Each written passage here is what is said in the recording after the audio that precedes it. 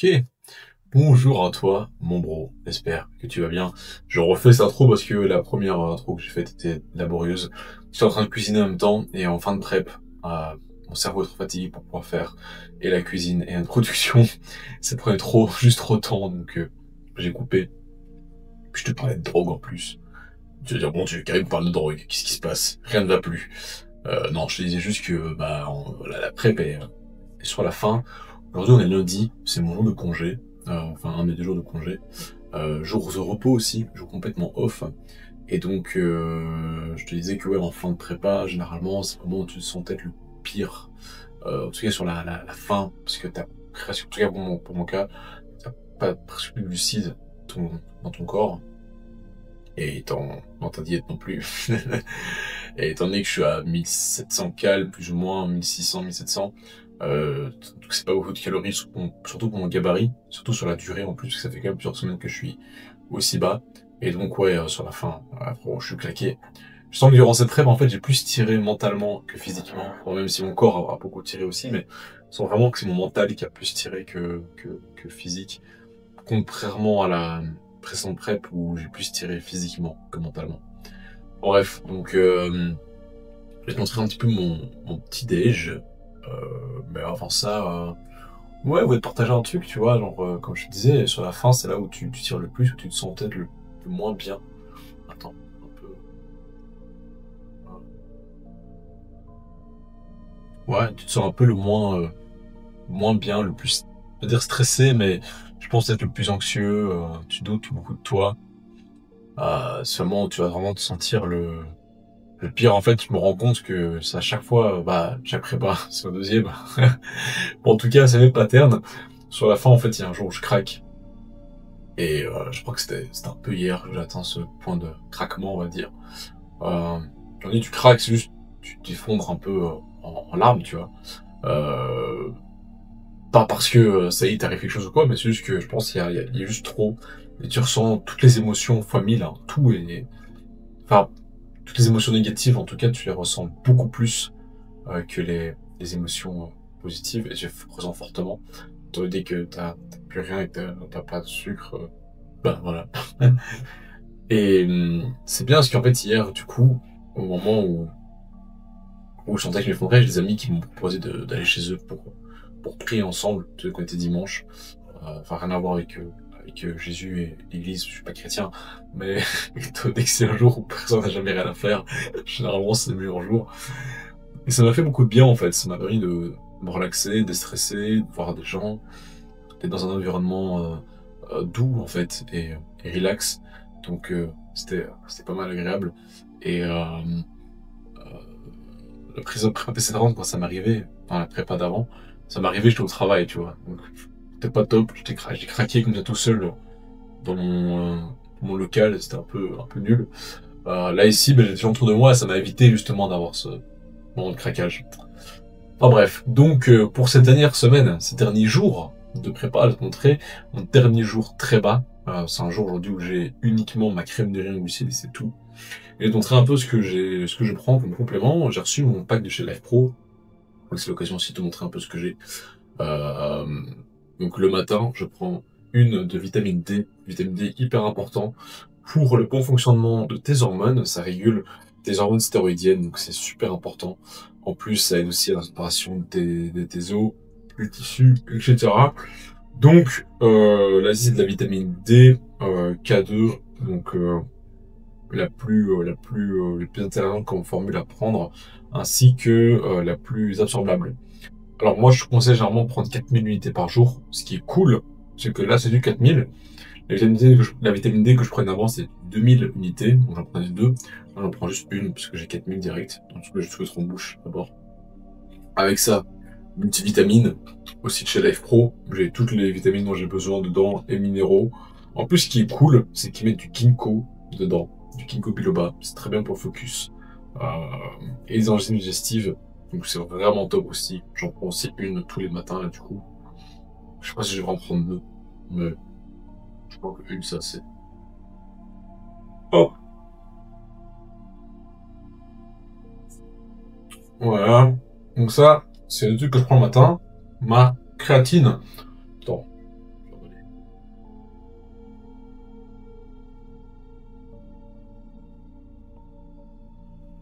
Je l'ai mal fermé. Super. Je me suis pissé dessus. Bon. Eh ben écoute, c'est comme ça, hein. En plus, c'est mieux, c'est que... Bah, j'aurais dû utiliser le Switch Live Pro qu'ils m'ont donné. À la place, j'ai utilisé celui-là parce qu'il en a lu. Donc, je disais, je prends ma créatine aussi. J'ai 10 grammes de créatine à prendre par jour. Voilà, créa pure. Important, quand tu prends une créatine, qu'elle soit toujours créa pure, micronisée, monohydrate. Ça, c'est la base. Étant donné que j'ai 10 grammes à prendre par jour, je la divise en 4 prises. À chaque fois 3 grammes. Voilà, c'est là, je me suis trompé, enfin, je me suis trompé. J'ai fait l'erreur, j'ai pris goût coca, moi je voulais prendre un truc sans goût, c'est mieux de prendre sans goût. Mais bon, j'étais un peu bête, donc j'ai pris goût coca, j'ai pas fait attention quand j'ai pris. C'est une cure de 3 grammes. Donc 3 fois 4, ça fait 12. C'est pas la barre pour 2 grammes de créatine en plus. Du coup, voilà, je divise à... Non, je prends 3 fois, du coup ça fait 9. Je divise à mes repas. Moi, voilà. C'est bon. Normalement, faut la boire, mais... Bien fermé cette fois-ci, ouais. C'est bien. Et alors, ce sera pour ce soir, je montre déjà maintenant. Magnésium biglycinate, la version de biglycinate, c'est la plus absorbable par le corps, donc c'est la meilleure à prendre. Donc quand tu prends du magnésium, prends toujours du biglycinate. Ça, je prendrai 6 capsules ce soir avant d'aller dormir. Et en plus de tout ça, eh ben, voilà, c'est tout. Je vais vous montrer mon omelette. Ah, oh, tu vas me dire, ah oui, oméga 3 aussi. Faut pas que j'oublie. Petit oméga 3 dans cette magnifique petite boîte qui me permet de pouvoir mettre tous les compléments dedans. Alors là, je te fais un zoom sur mon omelette qui n'a pas de jaune. Oh il n'y a pas de jaune d'omelette. Et oui, normalement il y en a un, mais il est ailleurs. Je te montrerai après où est-ce qu'il est. Et petit truc pour mon sel, donc j'ai 5 grammes de sel rose à prendre par jour. Ce que j'ai fait, c'est que je mets tout dans ma mini salière. Je pèse les 5 grammes que je mets directement dedans, et après, bah, je sale à chaque fois mes plats. Plutôt qu'à chaque fois compter 1 gramme, c'est trop chiant. Au moins, là, j'ai 5 grammes. Le but, c'est juste de vider ma salière à la fin de la journée. Bah, vas-y, je vais manger, et je te montrerai après ce que j'ai fait avec le jaune. Ouais, c'est normal, tu vas te demander pourquoi j'avais de la whey à côté de moi. La whey cappuccino de chez Live Pro. Et pourquoi j'ai pas de blanc d'œuf, de jaune d'œuf sur mes œufs? Tout parce que j'ai utilisé les deux pour faire ceci. En fait, j'ai mélangé la whey avec un petit peu de blanc d'œuf et jaune d'œuf, ce qui me fait une espèce de cake cappuccino. Et je vais me délecter de ça. C'est un peu mon petit dessert du matin. J'ai 20 grammes de whey avec un œuf. Et alors j'ai pris un peu des blancs d'œufs du matin que j'ai mis dedans, genre 50 grammes je crois. Donc je vais manger ça pour me faire plaisir. Tu vois à quel point genre tu manques de nourriture agréable, on va dire, quand tu commences à faire des débats comme ça. Enfin, bref, petit hack, en tout cas pour ceux qui sont en prep ou qui font des trucs, etc. Ben voilà, il suffit de prendre un jaune d'œuf, un peu de whey, et ça te fait une espèce de petit gâteau. Moi j'ai rajouté la cannelle par-dessus, et ça passe tout bien. Attends, je vais prendre une petite devant toi. Petite cuillère.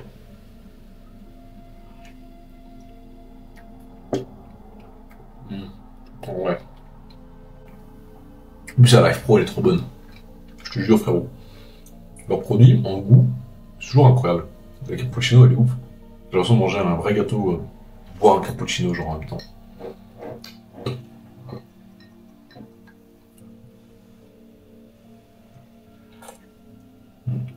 Bon, allez. On avait dit c'était ça. À toutes. Bon, aujourd'hui, comme je t'ai dit, hein, je suis en congé et c'est repos, mais du coup j'ai quand même 18 000 steps à faire. Donc je vais en profiter pour aller acheter mon poulet. Ça me fera pas mal de steps, le fait d'aller à la boucherie à Pâtes. Le boucher doit m'apprécier d'ailleurs, hein, je crois qu'il m'aime bien. Il vient à chaque fois, il vient me voir à chaque fois arriver chez lui tous les 3 jours, lui prendre 1 kg, 1,5 kg de poulet avec 1 kg de viande hachée, mec. Le type peut être content, je lui refais sa journée.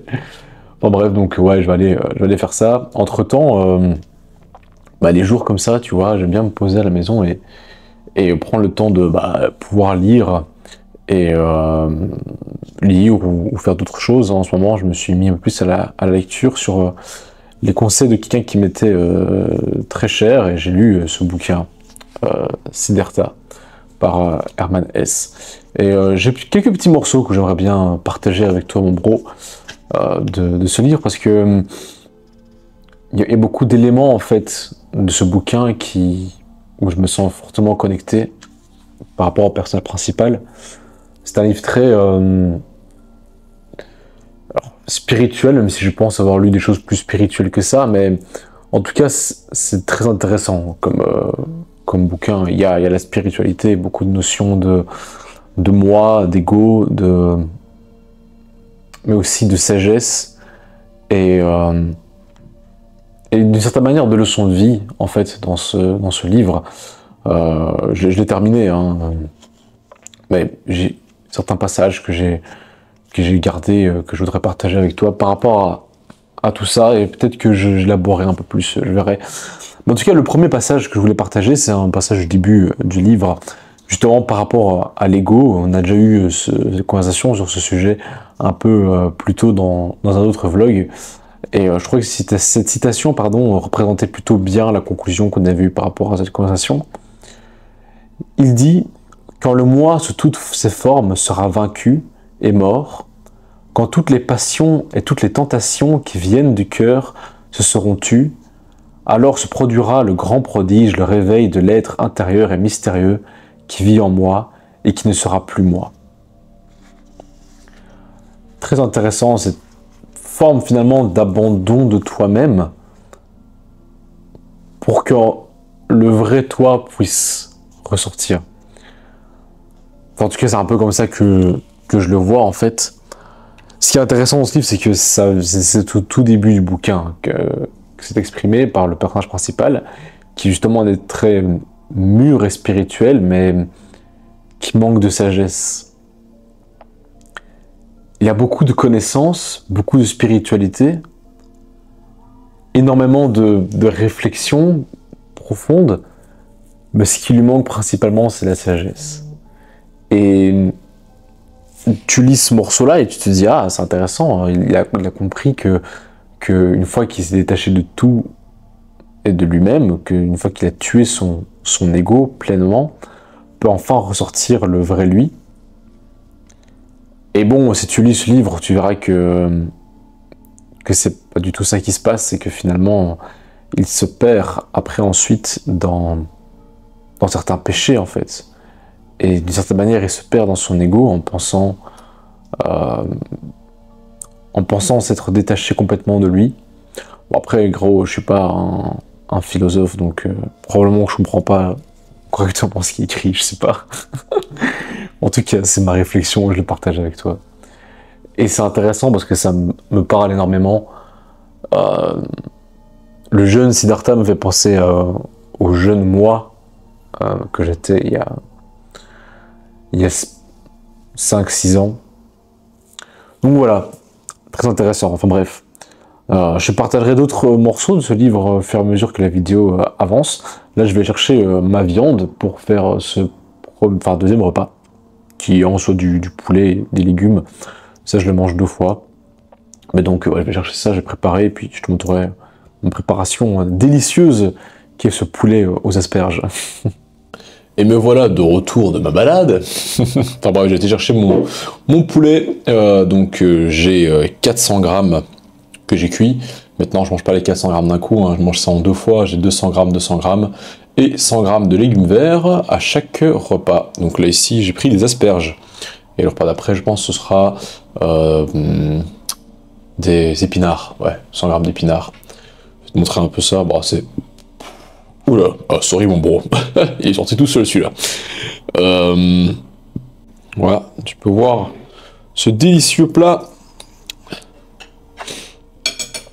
avec, comme d'hab, 1 gramme de sel.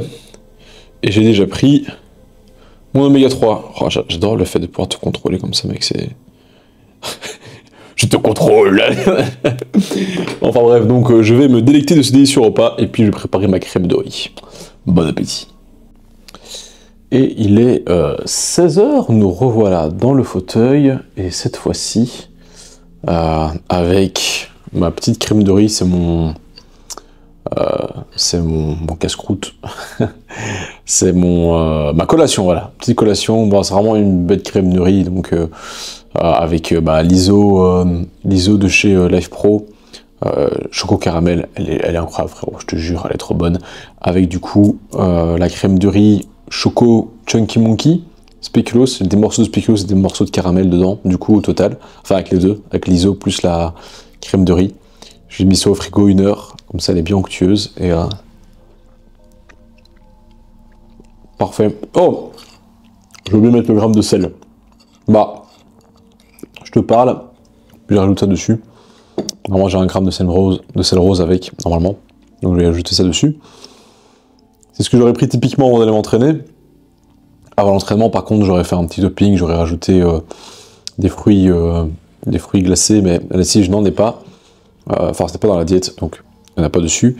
Et alors, avant l'entraînement, j'aurais pris normalement le pré-workout, le Ki, Electro Ki, que j'ai testé, qui vraiment est top. C'est un pré-workout sans caféine. Moi, je trouve ça bien parce que je m'entraîne très souvent le soir.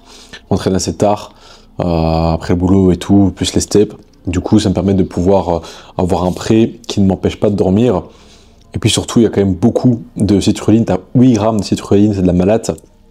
De la biopyrine, 3 grammes de bêta-alanine, donc tu as vraiment une très bonne congestion, tu as un bon focus. Enfin, franchement, j'ai utilisé beaucoup de pré et celui-ci est vraiment vraiment chouette. En plus, il y a ses goûts chewing-gum, et puis c'est un truc mode de Dragon Ball, donc c'est hyper stylé, avec bout dessus. Franchement, la vérité, mec, il est vraiment bon. Et il goûte un peu le poivre noir, mais ça va, tu vois. Et alors, normalement, j'aurais pris un BCA plus glutamine, voilà, glutamine plus BCA en intra durant l'entraînement. Du coup, pas entraînement, donc je ne les prends pas. Je les ai juste mis là, comme ça, je te montrerai un peu ce que j'utilisais. C'est ce que j'utilise généralement en intra, enfin pré-intra entraînement. Donc glutamine, BCA et alors mon pré.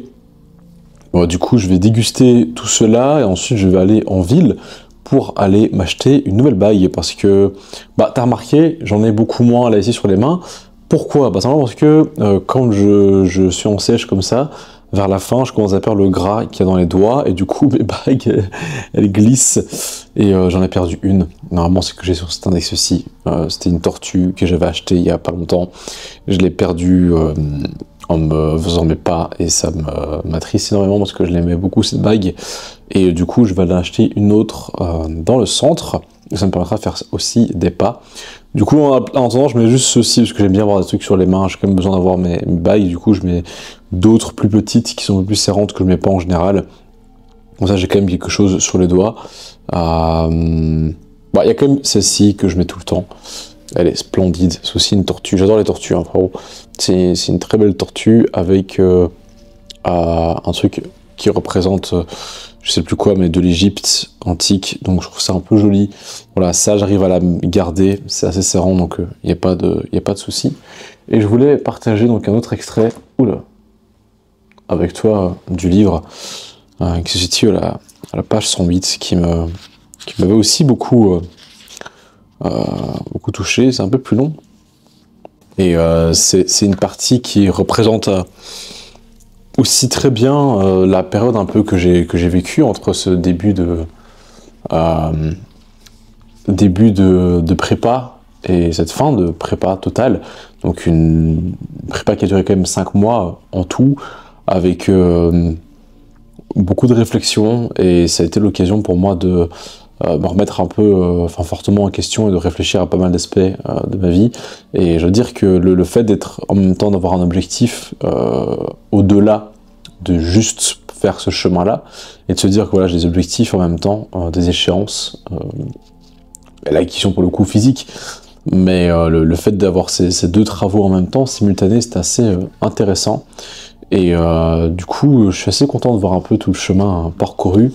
Et en lisant ce livre, du coup, quand j'ai lu cette partie-ci, ça m'a beaucoup parlé, en fait. Quand je pense qu'il m'a fallu passer par tant de sottises, par tant de vices, d'erreurs, de dégoûts, de désillusions et de misère pour en arriver à n'être plus qu'un enfant et à tout recommencer. Mais c'était pour mon bien, mon cœur me le dit, et la joie qui est dans mes yeux me le dit aussi. Il m'a fallu vivre dans le désespoir, m'avilir jusqu'à la plus lâche des pensées, celle du suicide, pour obtenir mon pardon, entendre de nouveau homme, goûter le vrai sommeil et le véritable réveil. Il m'a fallu passer par la folie pour arriver jusqu'à Atman. Il m'a fallu succomber au péché pour reconnaître la vie. Où la route que je me suis me conduit-elle? N'est-elle pas absurde, cette route? Ne mène-t-elle pas en courbe, peut-être même en cercle? Qu'elle soit comme elle voudra, je la suivrai. Il se sentait gonflé d'une joie indicible. D'où te vient cette allégresse? Demanda-t-il à son cœur. Serait-ce de ce long et si bienfaisant sommeil, ou de la parole homme que je prononçais? Ne serait-ce pas plutôt de m'être échappé, d'être parti sans idée de retour, et de me sentir maintenant aussi libre que l'oiseau dans le ciel? Que je me suis donc haï moi-même, de rester si longtemps dans cette affreuse société. M'y suis-je assez vilipendé, assez sacrifié, empoisonné, torturé? Ce n'est pas tout, je suis encore devenu vieux et méchant. Et moi qui m'imaginais volontiers que Siddhartha était un sage, désormais cela ne m'arrivera plus. En vérité, je suis content et fier d'avoir mis fin, comme je l'ai fait, à cette haine que j'éprouvais contre moi-même, en même temps qu'à l'existence stupide et vide que je menais. Je te félicite, Siddhartha. Après toutes tes années de démence, tu as enfin eu une idée raisonnable, tu as fait quelque chose de bien, tu as entendu chanter le petit oiseau dans ta poitrine, et tu as obéi à sa voix. Ça continue après, je vais pas tout te lire, je pense intéressant si tu lis ce livre toi-même. Mais ce passage est encore plus parlant et frappant. Là où se situe le personnage à ce moment-là du bouquin, il se rend compte en fait de à quel point la vie qu'il a menée était une vie de vice et vilipendante. Et ça représente un petit peu son éveil en fait. Et c'est pour lui une leçon de vie, cet éveil, ce moment. C'est pour ça qu'il reparle d'une certaine joie au moment où il se sent, où il se rend compte de cet éveil qu'il fait justement. Et c'est pour ça que ça me parle beaucoup, parce que moi, même si quand j'ai lu ce moment-là, je me suis senti d'un côté très profondément triste et en même temps heureux, et je ressentais exactement la même sensation que ce qui est décrit par le personnage au moment de mon propre éveil. Parce que d'un côté, tu te sens triste d'avoir finalement perdu du temps et de t'être perdu alors pour moi, dans l'avidité et la luxure. Et d'un autre côté, tu te sens heureux et joyeux parce que tu sens à quel point tu t'en es détaché maintenant, à quel point ça n'a plus aucune importance et à quel point cela est juste vide pour toi. Donc il y a une partie, cette joie que je ressentais en même moment. Et d'un autre côté, je me sentais soulagé parce que je me disais, le personnage ici, c'est 35 ans après sa jeunesse, tu vois. 35 ans, même plus, je sais pas, il y a vraiment de temps, temporalité, mais c'est très longtemps après. Et il a perdu une grande partie de sa vie là-dedans. Et je me dis, bon, en vrai, ça va, tu vois. J'étais joyeux parce que je me disais, c'était juste quelques années de perdu. C'était pas une vie complète comme lui, même si sa vie n'est pas terminée. Il y a encore beaucoup de choses qui se passent après dans l'histoire, mais une grosse partie de sa vie quand même qui est un peu gaspillée. Et il se sent comme un enfant qui renaît. Et c'est un peu la sensation que j'avais, tu vois, il y a quelques mois. Et même là maintenant, tu vois, je ressens toujours cet instant-là. Et ce qui est intéressant aussi, c'est qu'il parle aussi de ce cercle, du fait que c'est un cycle, et que peu importe là où le cercle le mène, il le suivra ce chemin. Et c'est vrai que moi-même, dans la manière dont mes émotions et mes pensées passent, pour le moment, c'est très cyclique. Mais pour moi, c'est plus qu'un cycle, parce que le cercle, il reste toujours sur une seule dimension, tu vois, il est à plat. Pour moi, c'est plutôt une spirale, parce qu'en réalité, certes, tu reviens toujours au même point, mais c'est en 3 dimensions. Donc en réalité, tu reviens toujours au même point, mais si c'est une spirale, tu progresses en même temps et tu repasses à chaque fois par ce même instant, par ce même point, par ces mêmes points. Donc moi, je le vois plutôt comme ça, comme un progrès qui se fait en spirale, qui est circulaire. Il n'y a rien de linéaire, de toute façon, la vie n'est pas linéaire. Même ta progression à la salle n'est pas linéaire. Ta progression à la salle, au début, elle est linéaire, puis elle n'est même pas exponentielle, elle est un petit peu en escalier, tu vois. Et même ta façon de voir la musculation, l'entraînement, pareil, peut-être elle peut être un petit peu spiralante. Tu reviens souvent au même principe de base de l'entraînement, de l'intensité et du volume, et de te reposer les bonnes questions et les mêmes questions, et tu refais un peu ce chemin-là, mais à chaque fois tu progresses de plus en plus, et ton entraînement et ta manière de t'entraîner est de plus en plus précise, et surtout de plus en plus personnalisée par rapport à toi. Bon, si tu mets beaucoup de réflexion dans ton entraînement, si c'est pas le cas, à ce moment-là, tu te retrouves comme Siddhartha quand il est dans sa partie de sa vie, c'est-à-dire dans un truc très à plat, et tu te retrouves à faire du 3x10, 3x12 après 15 ans de muscu, et ça n'a toujours pas changé, ou 4x10. Là, il y a un problème, mon pote. Normalement, les choses vont évoluer en fonction de comment tu progresses. Enfin bref, donc voilà, je voulais aussi partager avec toi ce morceau-là. Il y a encore une dernière partie que je partagerai avec toi après. Mais d'abord, je vais me déguster de cette délicieuse crème de riz. Et puis après, j'irai me chercher cette bague-là. Et puis on se retrouvera lors de mon dernier repas. Voilà, le deuxième poulet, puisque je t'ai montré les 200 grammes plus légumes. Je vais les remanger, mais ça sert à rien de filmer ça. Tu l'as déjà vu, il y a 400 grammes au total, puis des légumes. C'est des épinards, voilà, truc de fou. Je vais pas te filmer des épinards, mon pote. Je te filmerai juste le dernier repas.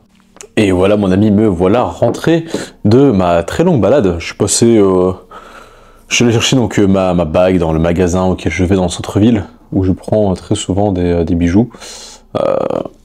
Voilà, j'ai pris celui-ci. Je sais pas si tu arrives à voir ou pas. Le focus ne se fait pas sur.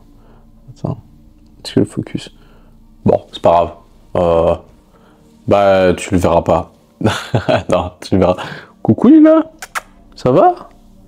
Oh, elle est toute belle. Moi jolie. Viens. Viens, dis bonjour. Dis bonjour. Bonjour. Allez, dis bonjour, voilà. Sois poli un petit peu. Bon, tu la verras pas, mais ouais, c'est un scarabée. Bah, pareil, j'ai pris un truc mode Égypte antique, parce que je trouve ça beaucoup trop beau. Je cherchais autre chose de base, et puis j'ai flashé dessus, donc je l'ai prise. Ah, maintenant tu veux venir faire des bisous. Hein? Juste avant, moi je t'en fais, tu veux pas, et puis maintenant, tu veux. C'est comme ça. En fait, quand tu viens leur apporter de l'amour, ils en veulent pas, puis quand t'arrêtes d'en donner, c'est à ce moment-là qu'ils viennent le quémander. Oh, tu veux te bien, tu m'as manqué, hein. Moi, tu m'as manqué. Mais moi aussi, je t'ai manqué. Enfin, tu me manques aussi. Je t'ai manqué. Ouais, et je parle plus bien correctement là. C'est dingue, je crois que la CS ça flingue mes neurones, frérot, c'est abusé. Oui. Oh. Tu entends les ronronnes. Oh, ma jolie. Ouais, moi aussi, je t'aime. T'es en train de mettre tous tes poils sur le nouveau t-shirt Live Pro que j'ai reçu. Enfin bref, donc, ouais, bon, tu verras pas, bah, c'est pas grave. Donc, ouais, j'ai été faire ça, et puis je me suis posé un peu avec mes potes dans le centre, quelques amis à moi que j'ai profité d'aller voir. Attends, je vais juste te recadrer. Si je m'assois plus profondément dans le fauteuil, voilà, c'est mieux. Je voulais juste te parler du dernier chapitre que je voulais te partager, enfin chapitre, morceau du bouquin que je voulais te partager, qui est ici. Et c'est ce petit morceau de phrase est un peu plus courte. J'ai appris à mes propres dépens qu'il me fallait pécher par luxure, par cupidité, par vanité, qu'il me fallait passer par le plus honteux des désespoirs, pour réfréner mes aspirations et mes passions, pour aimer le monde, pour ne pas le confondre avec ce monde imaginaire désiré par moi, et auquel je me comparais ni avec le genre de perfection que mon esprit se représentait. J'ai appris à le prendre tel qu'il est, à l'aimer et à en faire partie, telles sont, ô Govinda, quelques-unes des pensées qui me sont venues. Et j'aimais bien aussi cette partie sur son apprentissage en fait. Parce que, comme je te l'ai dit, hein, juste un petit peu avant, c'est une leçon en fait, une leçon de vie. Moi, en ayant vécu, finalement, je le prends comme ça, comme une leçon de vie. Et c'est pour ça que tu dois toujours voir les leçons avec gratitude, en fait, tout simplement. Mais ça, on en a déjà parlé dans d'autres vidéos, l'aspect de la gratitude. Mais du coup, je trouvais ça intéressant parce que c'était aussi dans ce bouquin, c'était par ça que ça finissait. Et c'est, ouais, comme je t'ai dit, ce bouquin m'a vraiment touché parce que je ressentais vraiment le fait que j'ai eu l'impression un peu de lire, d'une certaine manière, l'histoire de ma vie à travers ce bouquin. Alors, même si c'est une très courte période, alors que lui, c'est une très longue période, mais voilà, j'ai l'impression un peu de me lire moi-même dans ce personnage. Et ça m'a profondément touché, en fait, de lire ça. Et ça m'a fait beaucoup de bien aussi de lire. Donc voilà, c'est le premier livre que je me remets à lire. Ça fait très longtemps que je m'étais pas remis à la lecture. Et donc le prochain bouquin que je compte lire, c'est L'Alchimiste de Paulo Coelho, sur les conseils d'un autre ami, d'Andreas. Andreas qui regarde les vidéos, mon bro. J'espère que tu vas bien. Donc je vais commencer ton bouquin, ne t'inquiète pas. Merci à toi pour le conseil et j'espère que tout se passe bien de ton côté, mon bro. Bon, on se voit souvent, donc je parle comme ça, je te prends des nouvelles de toi à travers le vlog, alors qu'on se parle régulièrement, mais c'est pas grave. Enfin bref, mon pote, bah vas-y, je te revois là quand je mange mon dernier... Hey, je suis plus fort que toi, moi. Hein. Je te revois quand je mange mon dernier repas et on aura la petite conclusion de cette fin de prep, de cette fin de journée aussi. Et voilà, allez, à tout de suite. Et voilà mon ami, on se retrouve pour mon tout dernier repas de la journée. Je vais te filmer ça tout de suite. Voilà, donc 200 grammes de saumon avec 100 grammes d'épinards et alors 15 grammes de beurre d'amande de chez Life Pro, qui est absolument délicieux, qui se marie très très bien avec le sel rose. Alors comme tu peux le voir, je l'étale sur mon saumon de façon à profiter. Je trouve qu'au niveau du goût, c'est hyper bon en fait. Genre d'avoir du beurre d'amande. Alors vraiment, j'utilise aussi du beurre de cacahuète sur le saumon. Je suis désolé gros, je suis vraiment fatigué. C'est mes dernières calories, je suis à 1600 sur la journée, c'est chaud. Et bien sûr, 6 litres d'eau par jour à boire. Et du coup, 5 grammes de sel répartis sur les repas. Et une fois que j'aurai fini ce repas et cette partie-ci, je vais devoir tout te monter. Et puis je posterai ça demain.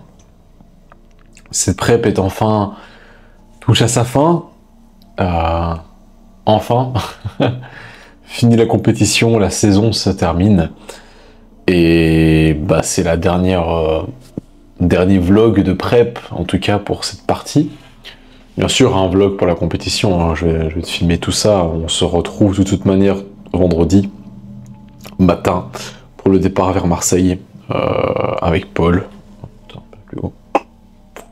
On prendra l'avion pour Marseille. On se retrouvera bien sûr, toi et moi là-bas, beau. Et puis on se retrouve à Marseille le jour J. Je te filmerai tout ça, bien sûr. Donc écoute.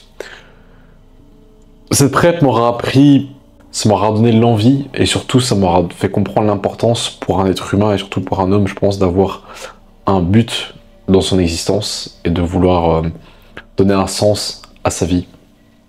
On aura vu ça ensemble, l'importance du détachement, de l'amour de soi, du respect de soi et des autres. Que l'amour de soi et des autres commence par l'amour, enfin que l'amour des autres et le respect des autres commence par l'amour et le respect de soi. On aura vu et appris à quel point il est important de se détacher de son propre ego en fait, et de le laisser mourir pour renaître. Et puis surtout, l'élément le plus important, c'est la patience. La patience parce que finalement tout ce que j'ai fait aujourd'hui, c'est un travail sur 10 longues années de muscu, de body, c'est 1 an de déficit, 5 mois de prépa. Et en fait, tu peux pas tout avoir tout de suite. Faut être patient. Et je pense que c'est l'élément le plus important dans la vie. C'est que tu peux chercher à atteindre n'importe quoi, avoir n'importe quel objectif en tête, chercher à grind le plus possible. L'élément le plus important que tu dois comprendre, c'est qu'il va falloir que tu sois patient. Et que tu vas devoir faire des trucs chiants. Et le répéter encore et encore et encore. Et le faire avec patience et avec passion et excellence. Sur la durée. Ça, c'est un des éléments les plus importants. Ça n'a jamais trop été un problème pour moi, je pense. Mais je m'en suis un peu rendu compte. Je me dis, tiens, c'est vrai que finalement, Une chose que beaucoup de gens sous-estiment, c'est le côté juste patient et que chaque chose, bah, elle prend du temps. Et c'est quand ça devient difficile, que quand ça devient long et que ça demande de l'abnégation, c'est là où la plupart des gens abandonnent. Et c'est là où justement tu dois rester fort. Bon, dans une prep, il y a pas mal d'éléments autres que ça, tu vois. Tu vois aussi la fin, t'as un jour J, t'as un travail que tu fais et que tu sais que t'as un moment, une date où ça se termine, tu vois. Euh, mais il y a plein de choses où tu dois être patient et le résultat n'a pas de date. Et le résultat, il vient au moment où il vient et puis c'est tout. Chose importante à appliquer dans ta vie. Sur ce, pardon, eh bien écoute, j'ai hâte qu'on soit samedi. J'ai très hâte d'afficher un physique meilleur que celui que j'ai affiché en verse. Je pense qu'on sera un peu mieux, plus plein surtout. Et ça sera chouette, ça va voir si on gagne cette pro-card, même si ce sera pas très utile parce que c'est une pro-card naturelle et qu'on compte pas rester dans le nati. Mais c'est quand même cool de se dire de l'avoir, d'avoir fait l'expérience. Je considère un peu cette période-ci comme un tutoriel, parce que les vrais preps vont suivre après. On va continuer à travailler ensemble avec Gaëtan sur plus d'1 an après, ici. Et c'est là où on va vraiment faire le vrai boulot. Et ce sera ensemble du coup. Donc ça va être très intéressant et ce sera bien sûr documenté aussi, il y aura aussi des vlogs pour documenter tout ça, la prise de masse, la sèche, la prépa, enfin bref, bien sûr mon bro, je compte tout te montrer jusqu'au bout, jusqu'à ce qu'on arrive au top. Je l'ai dit, l'objectif c'est pas juste de là ici gagner une ou deux compètes, c'est vraiment de aller le plus loin possible dans le bodybuilding, accomplir certaines choses et j'ai encore plein de choses que je veux accomplir et ce n'est que le début de ce chemin. Je suis très heureux d'avoir pu partager cette partie-ci avec toi. Je suis très content qu'on ait pu faire ça ensemble. Pour moi, c'est un peu un cadeau et une trace. C'est une trace pour moi que je suis capable de certaines choses, que je suis capable de m'éveiller, de changer, de m'améliorer, de faire un travail personnel, mais c'est aussi un cadeau, je pense que je vais vous faire à vous, même si la sagesse ne peut pas se transmettre réellement, bien sûr que si. Alors, je dis pas que je suis un homme sage, hein, mais la sagesse que tu obtiens, tu peux la transmettre, mais finalement la vraie sagesse réelle se fait à travers les épreuves et tu obtiens réellement la sagesse quand tu vas à travers certaines choses. Tu peux transmettre autant de choses que tu veux par des mots, ce sera jamais autant transmis que par réellement vivre les choses par toi-même. Donc je t'invite à essayer de vivre les choses, à ne pas hésiter à te mettre dans des situations difficiles, compliquées, qui vont te faire apprendre des choses, qui vont te faire apprendre à recevoir de la sagesse. Donc voilà, vis frérot, vis, c'est super important de juste prendre la vie en main et de la vivre et de te sentir vivant. Je me suis jamais senti aussi vivant qu'en me sentant aussi mort, mais je me sens vivant et ça c'est le plus important. Je me sens bien dans la vie que je mène, même si j'ai des hauts et des bas, même si j'ai des moments où je me sens pas bien, des moments où je me sens hyper heureux, bah je les partage aussi avec toi. Et dans tous les cas, le plus important, c'est pas de chercher à toujours te sentir bien, mais de chercher à te sentir vivre, comprendre que la souffrance fait partie de la vie et que ça fait partie de la croissance et qu'une vie sans souffrance, c'est une vie sans croissance et que finalement, je pense que c'est ça aussi l'importance d'accepter que tu vas souffrir. Et il y a la souffrance que tu choisis et celle que tu choisis pas, tu vois. La souffrance que tu choisis pas, elle viendra. Mais celle que tu choisis, eh ben, il faut que tu la prennes. Parce que si tu choisis pas de souffrir un minimum dans ta vie, la souffrance que tu ne choisis pas te fera beaucoup plus mal, sera beaucoup plus dur à vivre. Alors que si tu as appris à souffrir et à comprendre que la souffrance est synonyme de croissance et que du coup finalement elle t'apporte une forme de bonheur et de bien-être, à ce moment-là, bah, il n'y a rien qui peut t'atteindre réellement profondément. Un dernier élément important, c'est que en fait, c'est pas juste une question de but et d'objectif. C'est pas juste une question, je pense, en tant qu'être humain, de chercher à atteindre des objectifs. Parce que même si c'est très bien, je pense qu'au-delà de ça, il faut pas non plus te complaire et penser que ton bonheur va résider en ce que tu atteins. Parce que finalement, tu ne vas pas toujours atteindre tes objectifs, toujours. Tu vas aussi être face à l'échec, à la perte, à la mort, et du coup, ben, tu vas rater. Voilà. Rater fait partie du processus de la réussite. Et si tu es trop attaché à la réussite et au fait d'atteindre des objectifs, je pense que tu seras jamais vraiment heureux. Je crois que tu l'es et tu deviens une bonne personne en fait quand tu deviens une personne morale qui vit avec qui vit ses vertus en fait et avec virtuosité, mais pas virtuosité dans le sens vertu, enfin être avec quelqu'un de vertueux, de moral, voilà, c'est ça. Et donc voilà, c'est ce que j'en conclus actuellement, de chercher à toujours vivre avec une moralité et devenir une personne vertueuse. À l'inverse, finalement, de ce que j'ai pu vivre avant. Ah, je suis fatigué, frérot. Bon, je vais manger mon plat. Ce fut un plaisir, mon bro. On se voit très bientôt. Je te laisse avec l'entraînement. Cette partie-ci est beaucoup plus longue que d'habitude, mais bon, voilà, j'avais plein de choses à te dire. Et il fallait conclure cette prep, conclure tout ce cheminement intellectuel et moral aussi. Et je pense que ça fait une belle conclusion. Donc voilà, je te fais des gros bisous, mec, et à vendredi.